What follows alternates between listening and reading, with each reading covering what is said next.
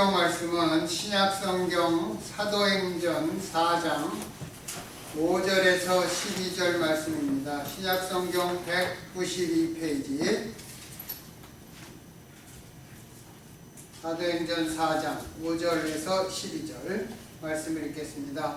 이튿날에 관원과 장로와 서기관들이 예루살렘에 모였는데 대제사장 안나스와 가야바와 요한과 알렉산더와 및 대제사장의 문중이 다 참여하여 사도들을 가운데 세우고 묻되 너희가 무슨 권세와 네 이름으로 이 일을 행하였느냐? 이에 베드로가 성령이 충만하여 가로되 백성의 관원과 장로들아, 만일 병인에게 행한 착한 일에 대하여 이 사람이 어떻게 구원을 얻었느냐고 오늘 우리에게 질문하면 너희와 모든 이스라엘 백성들은 알라. 너희가 십자가에 못 박고 하나님이 죽은 자 가운데서 살리신 나사렛 예수 그리스도의 이름으로 이 사람이 건강하게 되어 너희 앞에 섰느니라. 이 예수는 너희 건축자들의 버린 돌로서 집 모퉁이의 머릿돌이 되었느니라. 다른 이로서는 구원을 얻을 수 없나니 천하 인간의 구원을 얻을 만한 다른 이름을 우리에게 주신 일이 없음이니라 하였더라. 아멘.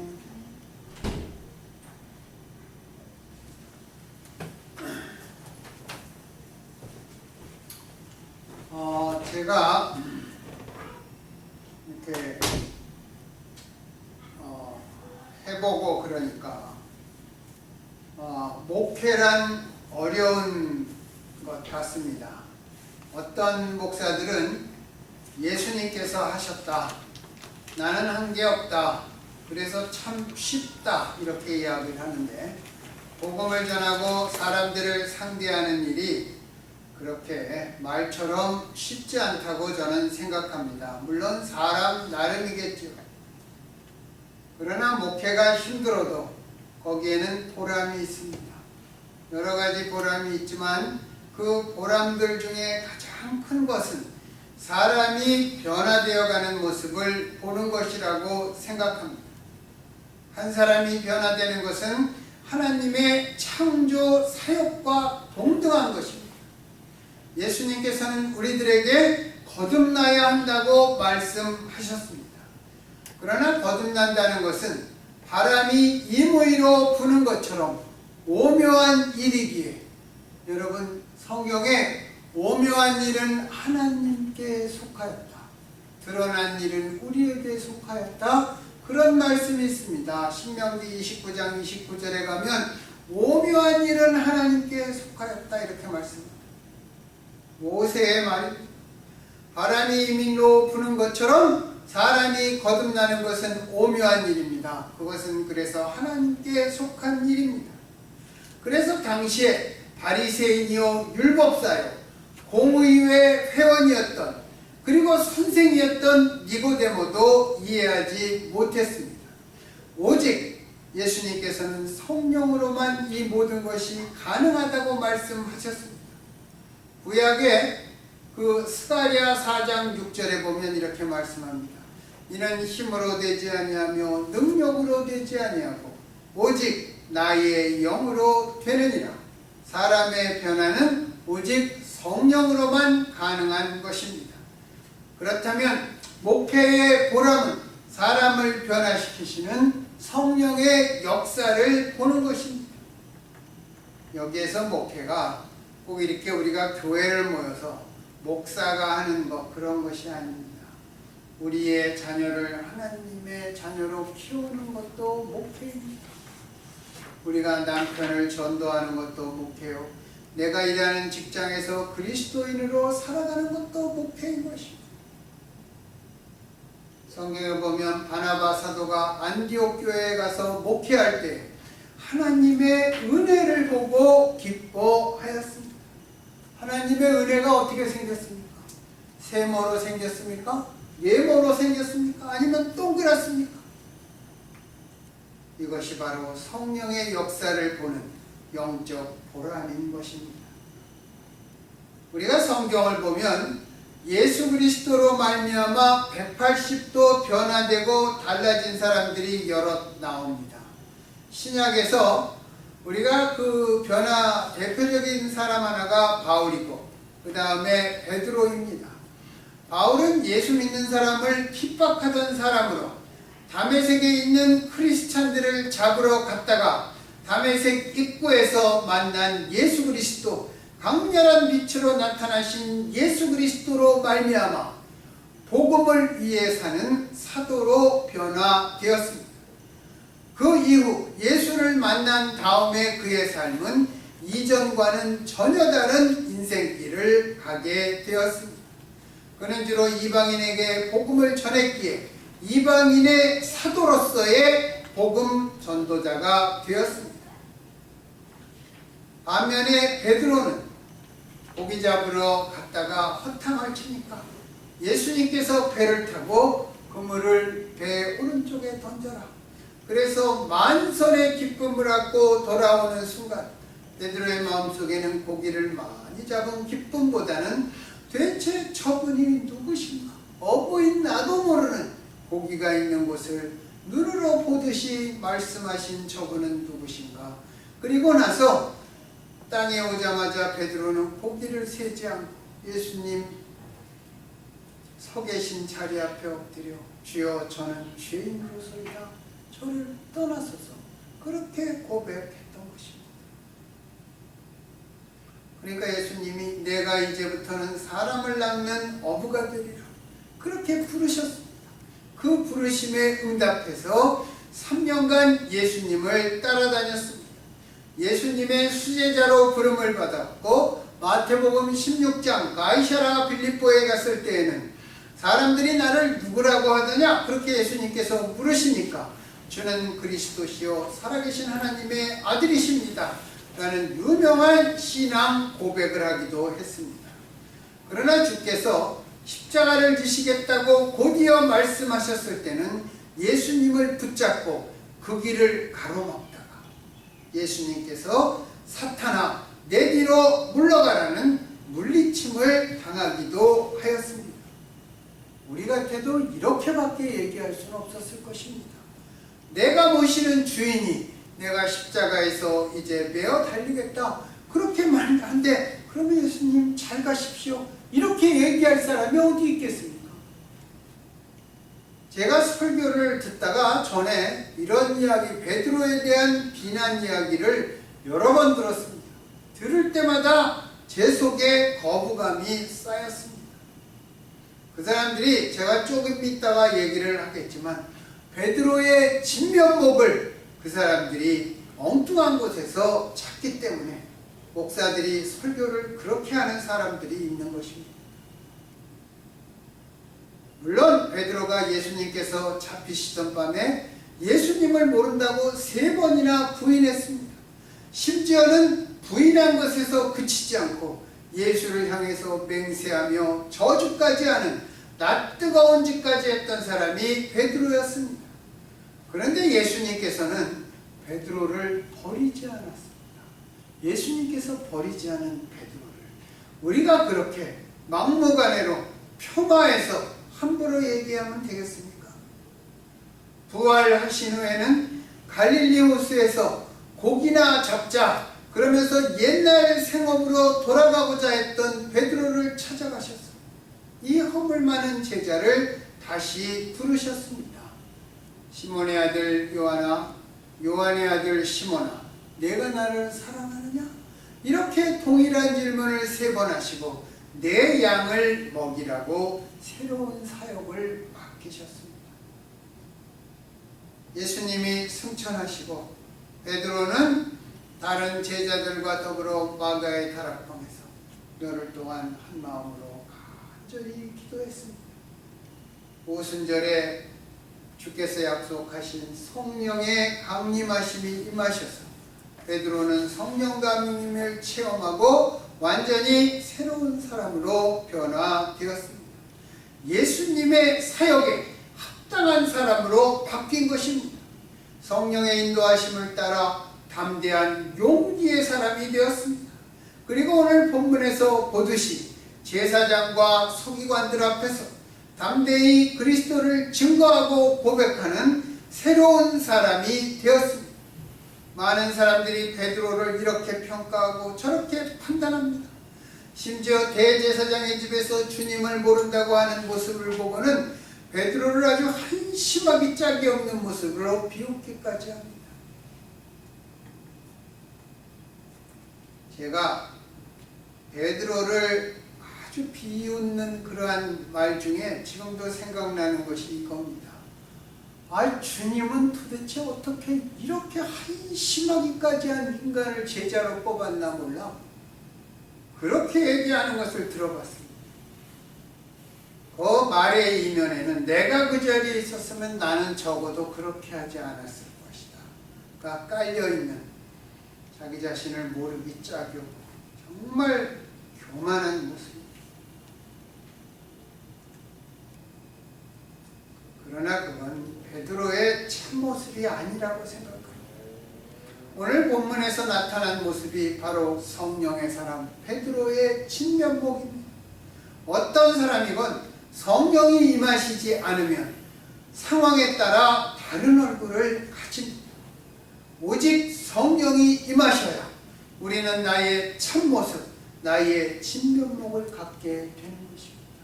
여러분, 내가 어떤 사람이다? 그것은 예수를 믿고 난 다음에 성령 충만할 때 그것이 바로 내 모습이 되는 것입니다. 예수를 믿기 전에 가지고 있는 내 모습은 가짜 아니면 일시적인 템포러리한 모습인 것입니다.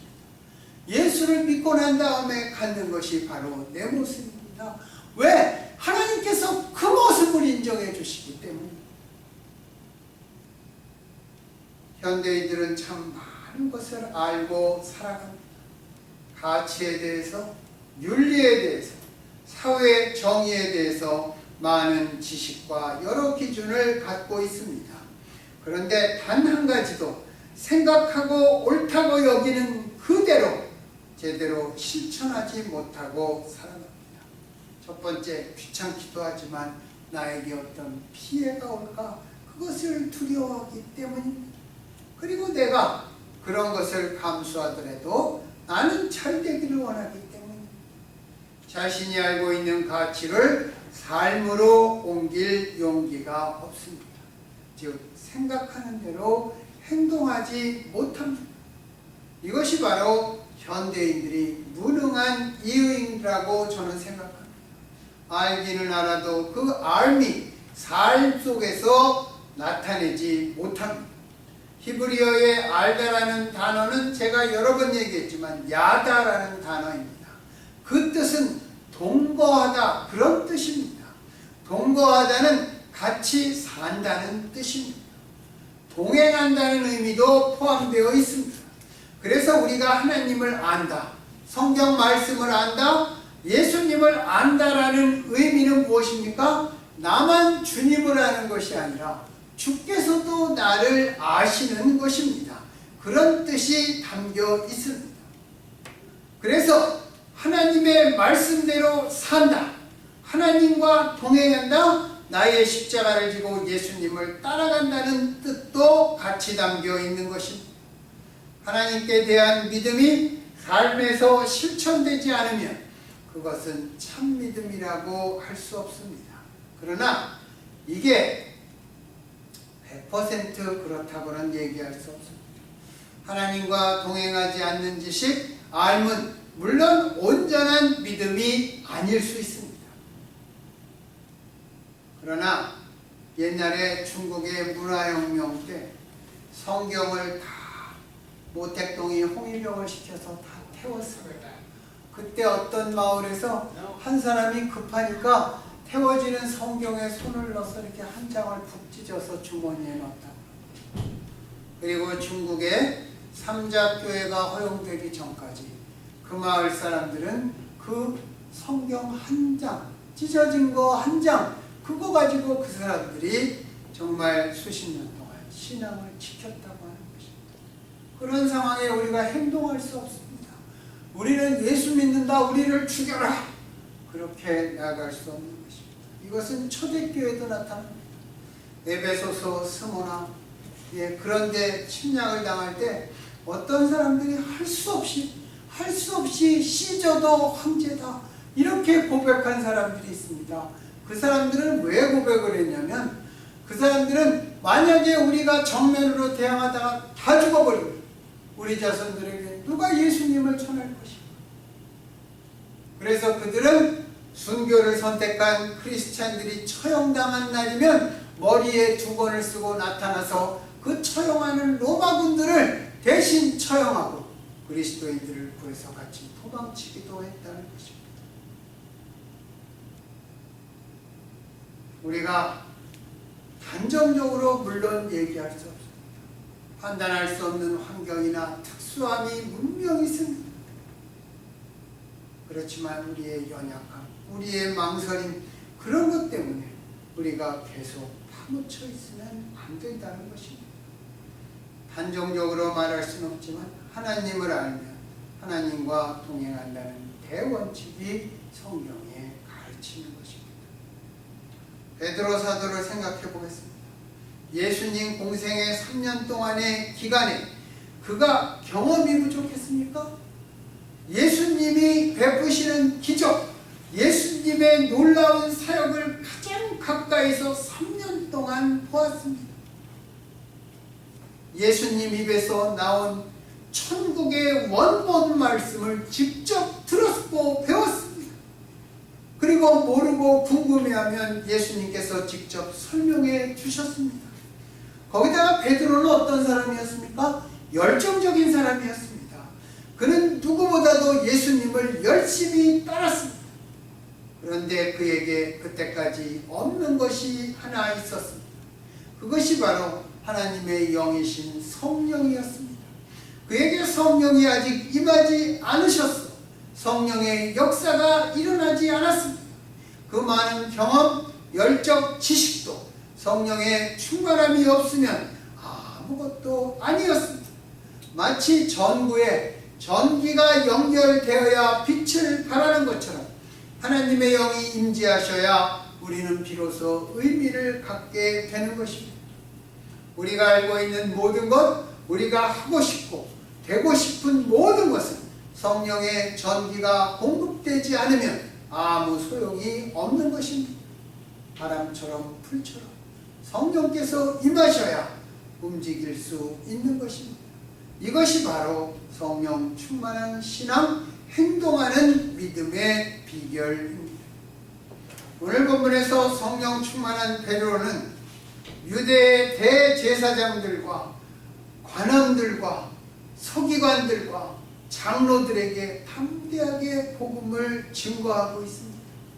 그가 대제사장의 집으로 예수님을 뒤따라갔을 때에는 여종의 말 한마디에 위축되고 거짓말하고 변명하고 도망치던 사람이었습니다. 그런데 오순절 성령 강림을 체험하고 성령께서 그 안에 살아계시니까 이제 그에게는 관리들이나 대제사장들이나 장로들보다 만군의 야훼 하나님이 먼저 또 가장 크게 보이는 것입니다. 자기를 위협하는 사람들이 아니라 그 위에 계신 하나님이 보입니다.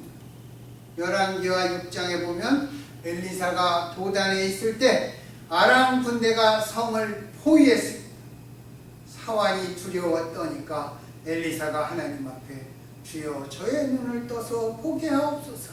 그리고 눈을 떠서 보니까 그 자기를 포위하고 있는 아람 군대를 둘러싸고 있는 더 많은 천군의 군사와 천군과 불말과 불병거가 보였습니다. 신약에서 돌에 맞아 죽는 순간 스데반에게는 하늘이 열리고 하나님 우편에 서서 계신 예수 그리스도가 보였습니다. 아마 스데반은 예수님께서 서서 신약 교회의 첫 번째 순교자 스데반의 영혼을 받으신다고 서 계셨다고 생각합니다. 성령이 임하신 베드로의 눈에도 주 예수께서 먼저 보이시는 것입니다. 베드로가 로마에서 핍박을 받다가 로마에서 도망쳤습니다. 로마 밖을 도망쳐 나오는데 베드로의 눈에 예수님이 로마로 들어오는 것을 베드로가 또 보았습니다. 여러분, 코바디스라는 말 아주 유명하죠. 예? 그러니까 베드로가 코바디스를 이렇게 묻습니다. 주여 어디로 가시나이까? 그러니까 예수님이 베드로의 환상 중에 네가 버린 십자가 내가 지러 다시 로마로 들어간다. 그러니까 베드로가 도망치던 발걸음을 돌려 다시 로마로 들어가 잡혀 순교했어요. 순교하면서 베드로가 뭐라고 그랬어요? 나는 예수님처럼 똑바로 십자가에 달려서 죽을 가치도 없는 인간입니다. 나를 거꾸로 매달아 주시오. 여러분, 거꾸로 매달리면 그 고통이 얼마나 큰지 모릅니다. 나의 육체의 아중을 내 발로 감당하는 것을 내 두 손바닥, 못 박힌 손바닥으로 감당하고 모든 피가 내 머리로 쏠리게 되는 것입니다. 베드로가 예수님을 다시 보니까 예수의 영이 그 안에서 역사하니까 베드로도 죽는 순간까지 예수님을 따라가. 그것이 베드로의 진면목인 것입니다. 성령이 임하신 베드로의 눈에도 예수님이 가장 먼저 보이신 것입니다. 그래서 그는 담대하게 외칠 수 있었습니다. 그러면서 그는 하나님 앞에서 너희 말을 들어야 오르냐? 아니면 하나님 말씀을 들어야 오르냐? 너희가 판단하라.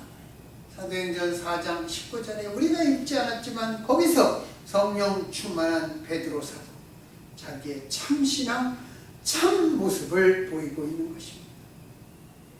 내가 지금 하나님 앞에 있다는 것을 항상 잊지 않았습니다. 그리고 하나님께서 나와 함께 계신다. 그것이 베드로가 성령 받고 가지고 있었던 확신이고, 그것이 베드로가 그 두려워했던 수많은 사람들 앞에서 복음을 증거했던 힘과 원천과 능력이 되는 것이었습니다. 언제 어디서나 어떤 어려움이나 고난 속에서도 주님을 바라보는 믿음의 시선, 이것이 성령께서 우리 안에 하시는 첫 번째 사역일 것입니다.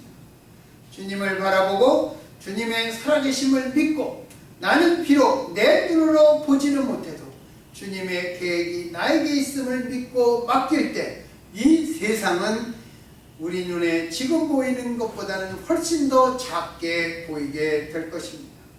그래서 대부분의 사도들은 십자가에서 순교했습니다. 수많은 믿음의 조상들은 예수의 이름으로 핍박을 두려워하지 않았습니다. 죽는 것, 매맞는 것은 아프고 고통스러웠지만 예수님께서 가신 그 길이라 두려움 속에서도 주님을 담대히 따라갈 수 있었던 것입니다. 도리어 예수를 위해서 고난당하고 손해보고 매듭을 맞는 것조차 찬송할 감사의 일이 되었던 것입니다.